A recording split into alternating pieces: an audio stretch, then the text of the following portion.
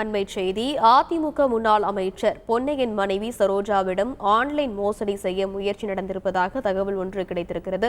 இது பற்றிய மேலும் விவரங்களை செய்தியாளர் சாலமன் விவரிக்க கேட்கலாம். வணக்கம் சாலமன், இந்த ஆன்லைன் மோசடி முயற்சி தொடர்பாக காவல் நிலையத்தில் புகார் எதுவும் அளிக்கப்பட்டிருக்கிறதா?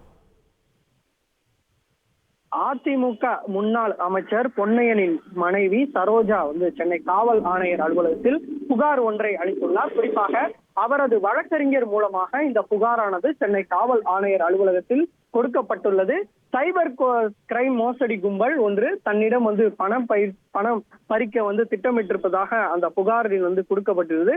அந்த புகார்ல தனக்கு தொலைத்தொடர்பு நிறுவனத்திலிருந்து தொடர்பு கொண்டு ஊழியர் ஒருவர் பேசியதாகவும், தங்களுடைய ஆதார் மூலமாக சிம் கார்டுகள் வாங்கப்பட்டுள்ளதாகவும், அந்த சிம் கார்டை பயன்படுத்தி சட்டவிரோத செயல்களுக்கு ஈடுபடுத்தப்பட்டதாகவும் அந்த புகார்ல குறிப்பிட்டார்.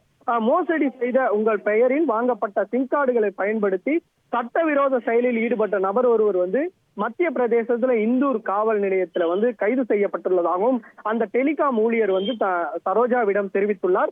இதனை நம்பிய சரோஜா சுமார் 2.5 மணி நேரமாக அவரிடம் தொடர்ச்சியாக பேச்சு கொடுத்துள்ளார். குறிப்பாக அவர் அந்த சட்டவிரோதமாக உங்களுடைய சிம்மை பயன்படுத்தி அவர் சீன நாட்டை சேர்ந்த சட்டவிரோத கும்பலுடன் தொடர்பு இருப்பதாகவும், உடனடியாக தாங்கள் கைது செய்யப்படுவீர்கள், இல்லை என்றால் தங்களுக்கு உங்களுடைய ஆதார் ஆவணங்கள் மற்றும் வங்கி கணக்கு விவரங்களை அளிக்க வேண்டும் என்ற அந்த சைபர் கிரைம் கும்பல் சரோஜாவிடம் கேட்டுள்ளனர்.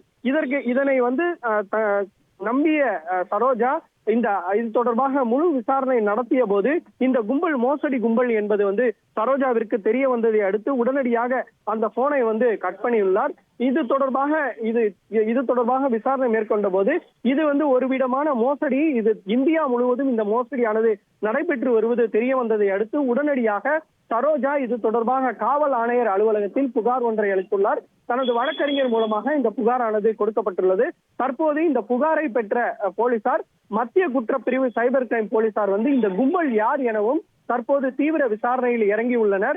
இது போன்ற மோசடியானது இந்தியா முழுவதும் பல்வேறு வகையில நடைபெற்று பல்வேறு லட்சக்கணக்கில் இந்த கும்பலானது மோசடியில் ஈடுபட்டிருப்பதும் மத்திய குற்றப்பிரிவு போலீசார் விசாரணையில தெரிய வந்துள்ளது. இது தொடர்பாக தற்போது சரோஜாவிற்கு சம்மன் அளித்தும் இது தொடர்பாக விசாரணை மேற்கொள்ளவும் திட்டமிட்டுள்ளனர். தொடர்ச்சியாக இது போன்ற மோசடியானது நடைபெற்று வருவது இந்த காலகட்டத்தில் நடந்து வருகிறது.